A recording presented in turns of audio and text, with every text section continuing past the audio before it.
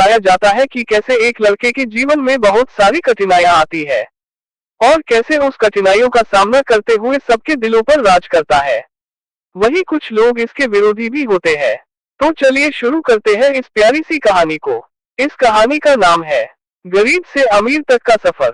Episode number 1। कहते हैं कि दिल्ली दिलबरों की है, दिलजलों की है, कहते तो ये भी है कि दिल्ली दिल फ्रेबों की भी है, और लकी यानी कि लक्ष्मण लाल अग्रवाल में ये सारे गुण मौजूद थे। लोग उसकी शक्ल को देखकर ही कह देते थे कि दिल्ली से हो क्या। लकी वैसे दिखने में स्मार्ट और अट्रैक्टिव था, पर जेब से खस्ता हाल होने की वजह से रहता बेहद सिंपल तरीके से था। शर्ट का रंग उड़ा हुआ और पैंट से पैबंद जुड़ा हुआ।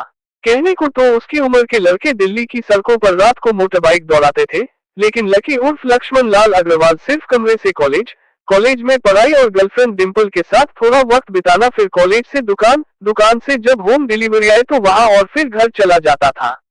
हाँ, कभी कभी जब वो किसी लड़के को खाली सड़क पर मोटरबाइक दनदनाते हुए देखता तो कहता, एक दिन अपना टाइम भी आएगा जब मैं चश्मा लगाकर बैठूंगा और मेरे पीछे डिम्पल को बैठाऊंगा।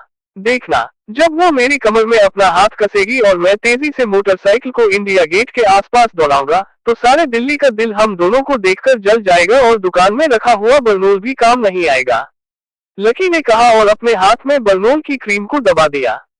जैसे ही उसने क्रीम को दबाया, उसमें से सारी क्रीम बाहर आ गई। अबे गधे, क्या कर रहा है? वो कोई स्पंज की गेंद है क्या जो उसे दबा रहा है? दुकान के मालिक ने उसे फटकारते हुए कहा और उसके माथे में एक चपत लगा दी। सॉरी सॉरी सर जी, सॉरी, लकी ने अपना सिर बचाते हुए कहा। वो करोल बाग में स्थित एक छोटी सी मेडिकल स्टोर पर काम करता था। उसकी दुकान का नाम था चमन मेडिकल स्टोर और उसके ओनर का नाम था चमन लाल। लकी पिछले 5 सालों से इन्हीं की दुकान पर काम कर रहा था। यहाँ इस छोटी शॉप पर काम करना उसकी मजबूरी थी। लाइफ में कंगाली की वजह से उसे कॉलेज में पढ़ाई पूरी करने के लिए पार्ट टाइम जॉब करना था।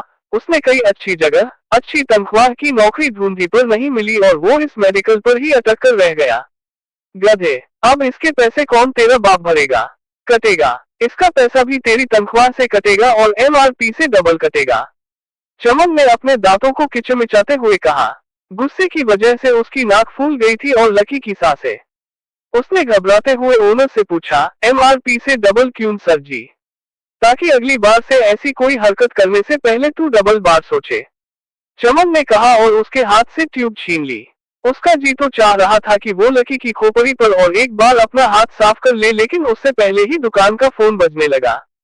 फोन की घंटी बजते ही लकी को वहां से निकलने का मौका मिल गया और वो भागते हुए फोन उठाने के लिए